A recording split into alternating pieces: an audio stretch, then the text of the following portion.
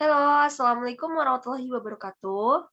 Perkenalkan, kami dari kelompok satu yang beranggotakan Gilang Ramadan dan Rosa Febri Nurusman. Di sini kami akan membahas terkait peranan dan karakteristik akuntansi manajemen. Oke, bisa langsung di share screen.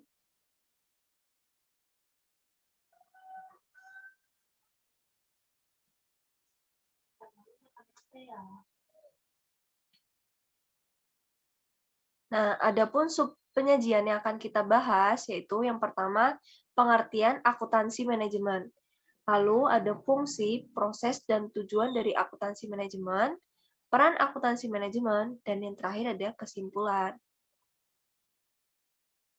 Akuntansi manajemen atau merupakan jaringan penghubung yang sistematis. Jaringan penghubung yang sistematis di sini diartikan sebagai sumber informasi yang digunakan oleh pimpinan perusahaan untuk mencapai tujuan dari perusahaan tersebut.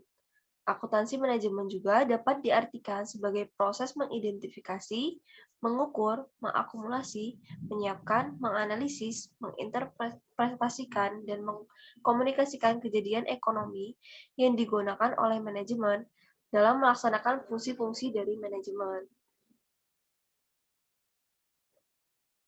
Nah, akuntansi manajemen ini ada fungsi, proses, dan tujuan.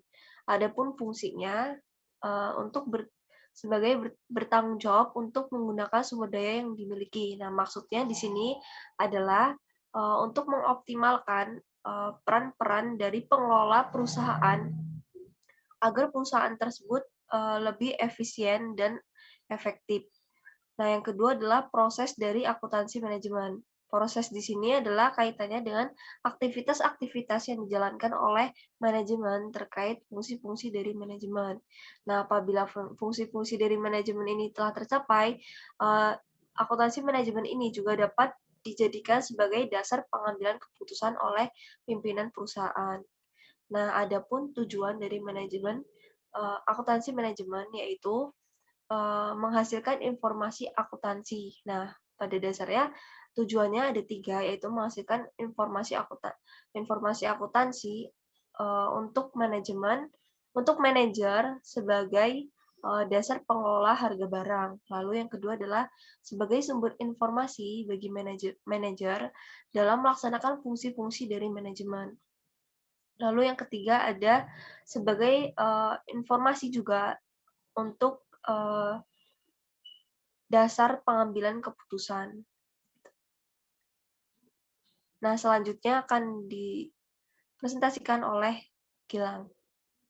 Di sini saya akan melanjutkan presentasi dari teman kelompok saya, yaitu Rosa Febri Nurusman, mengenai konsep dasar akuntansi manajemen.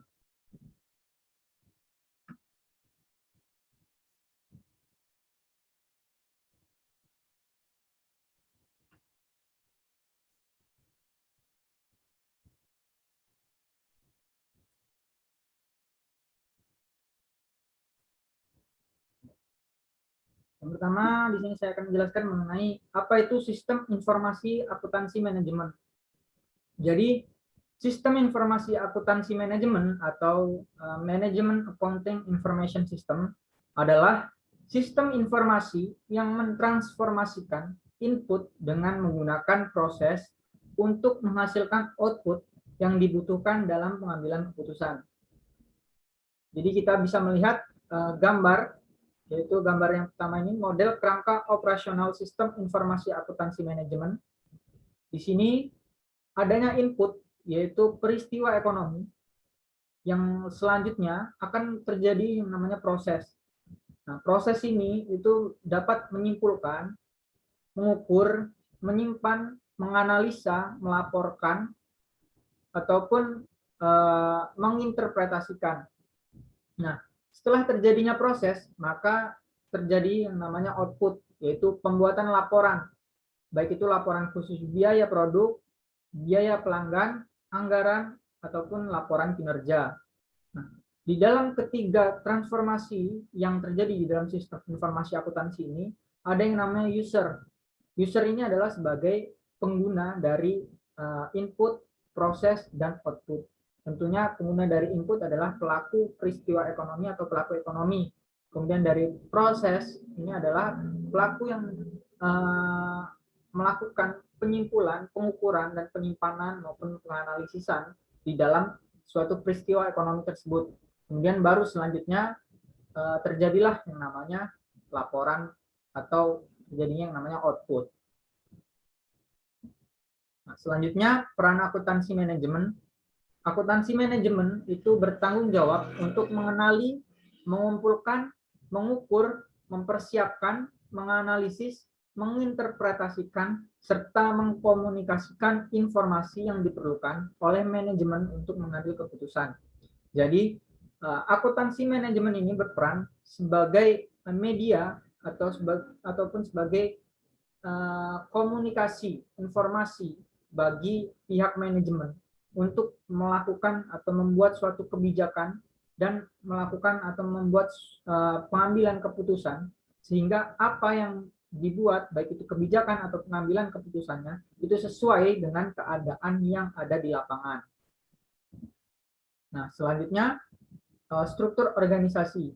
Di dalam akuntansi manajemen itu terdapat struktur organisasi.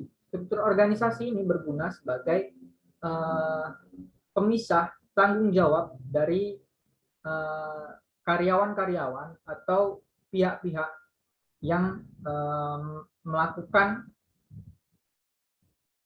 atau bekerja di dalam suatu perusahaan tersebut. Nah, contohnya di sini adalah direktur utama. Di bawah direktur utama itu ada fungsi lini dan fungsi staf. Di dalam fungsi lini itu ada direktur produksi. Kemudian di bawah dari direktur produksi ada manajer produksi. Di bawah dari manajer produksi ada supervisor produksi. Dan di bawahnya ada bagian mesin dan bagian perakitan. Kemudian di dalam fungsi staf itu ada direktur keuangan. Di bawah dari direktur keuangan ada controller dan juga treasurer. Kemudian di bawah dari controller ada fungsi controller dan di bawah dari treasurer adalah fungsi treasurer. Penggunaan struktur organisasi ini adalah sebagai pemisah tanggung jawab dari para karyawan agar apa yang dia kerjakan itu sesuai dengan tanggung jawab yang diembannya, dan ini merupakan salah satu spesialisasi kerja, sehingga karyawan-karyawan yang ditempatkan di dalam struktur organisasi tersebut itu sesuai dengan spesialisasi kinerja yang dilakukan atau spesialisasi kerja yang telah pernah dia lakukan. Kemudian rangkuman. Rangkumannya adalah akuntansi manajemen atau manajemen accounting adalah proses mengidentifikasi, mengukur, mengakumulasi, menyiapkan, menganalisis, menginterpretasikan, dan mengomunikasikan kejadian ekonomi yang digunakan oleh manajemen. Kemudian sistem informasi akuntansi manajemen atau manajemen accounting information system itu adalah sistem informasi yang mentransformasikan input dengan menggunakan proses untuk menghasilkan output yang dibutuhkan dalam pengambilan keputusan. Sedangkan akuntansi manajemen untuk menjalankan tugas manajemen memerlukan orang lain untuk membantunya, yaitu peran akuntan manajemen dalam organisasi adalah sebagai pendukung organisasi. Mungkin itu yang bisa saya sampaikan. Saya akhiri. Wabillahi taufiq wal hidayah. Wassalamualaikum warahmatullahi wabarakatuh.